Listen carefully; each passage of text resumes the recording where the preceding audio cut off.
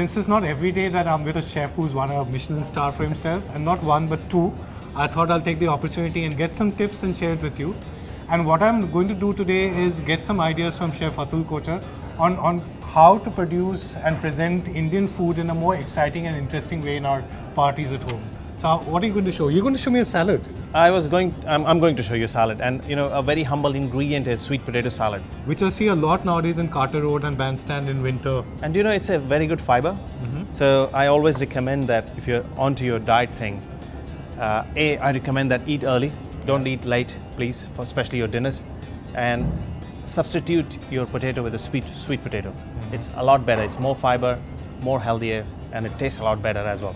So, if you remember from your childhood, Shakarkandi, a guy used to come on this little bike, or chakra we used to call it, and the smoke going all the way back because he's been smoking on charcoal. And that's what you need. So we have smoked this in our tandoori oven. We just threw it there, and you remove the skin.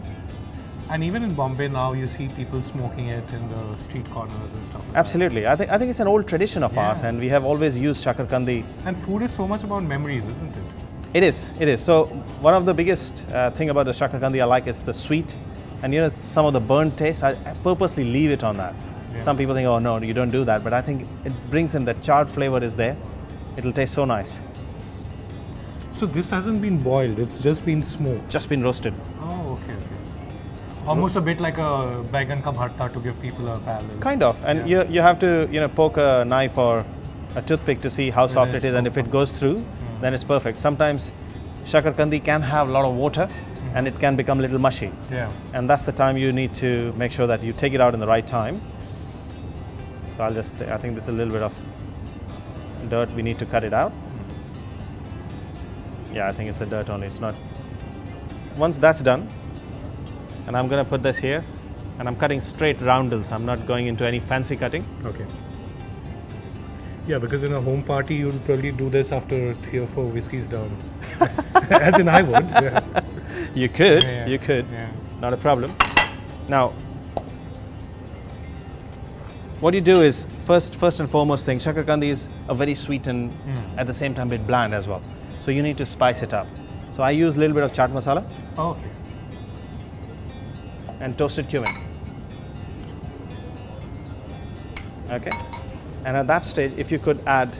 Cumin always adds a lovely flavor to it. It's good for such digestion as well. Amazing flavor. And some nimbu. Huh? Nimbu. So if you do that, and then you toss it really well before you give any other flavor. So you already have a coating of spices on it, and it's going to season it really well. And it's interesting that you're tossing it, because if you stir it, I think it'll break. It'll definitely break. Yeah. And then this is tamarind chutney.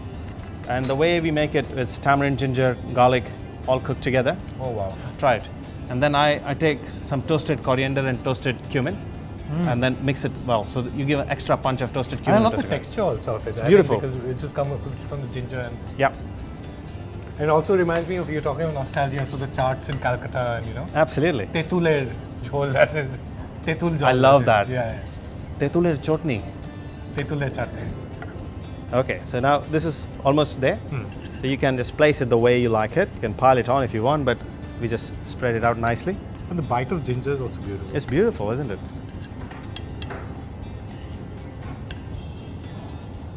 Place it the way you like it, according to the plate you are using. And I'm just doing it in a circular fashion, not being too fussy about it. I think this is more than enough. Yeah. And one can even make, like if it's a small party of 3 or 4 people, then make individual plates like You this. can. And if it's a big party, then like one large. You can make a large plate, Yeah. large platter, and people can help themselves Yeah. out of it, okay? And then before I go on, I would just like to drizzle a little bit of more tamarind. So make sure that it's enough. This I'll add a little bit now. This is pomegranate juice, Oh, wow. okay, which has been cooked with ginger and sugar. Try that. So you can make your own pomegranate juice. as well. Absolutely. Oh. Absolutely, it's easy. It's fun to do that. Beautiful. You like Beautiful flavors, yeah. And it's so natural, it's not synthetic as well, at all. A little bit of pomegranate seeds can go in. And you can use any salad leaves. I didn't have much in the fridge because we're just waiting for the supplies to come in. So whatever lettuce I had, I'm just using that just to break that brown part on the plate. And this green with brown brings it really alive. Absolutely. And pomegranate, again, such a Bombay thing as well, because in our ragra patties and It dabelis used and stuff so like much. that. Yeah. It used so much. Another spike of toasted cumin goes in. And I'm going to add yogurt into this, but I'm going to put yogurt through the foam gun. Okay. But if you don't have the foam gun, and Yeah. not any household has Yeah, it, so you this can use just plain yogurt, Sure. a little bit of sugar and salt. And you do that and then mix it. So, but I'll just show the better way of doing it in a minute. Ah, cool. Oops. Heavy artillery. A little bit of gas there.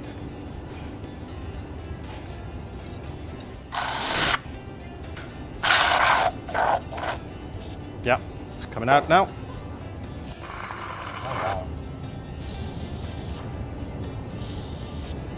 Beautiful. Okay. It looks like a Persian miniature painting. And then I'll just drizzle a little bit of juice on top.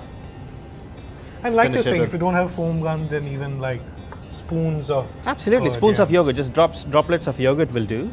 You don't have to, and I'm just adding coriander crust, but you could add coriander, chopped coriander. Yeah. And nowadays in markets in Bombay, Delhi, Bangalore, you get microgreens and stuff You as do. well. So You do.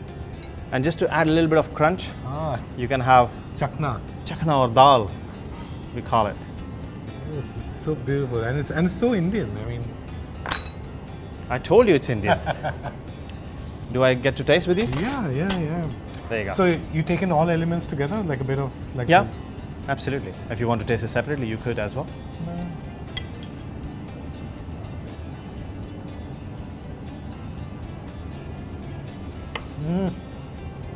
This is absolutely delicious. And the first thing I'm going to do is start introducing sweet potatoes in my kitchen. So that's my learning from today's dish. And this is so beautiful because it's so colorful. The contrast of textures which comes in with the dal and the sweet potato and the yogurt, and also it's so nice and cooling. And you know, Exactly.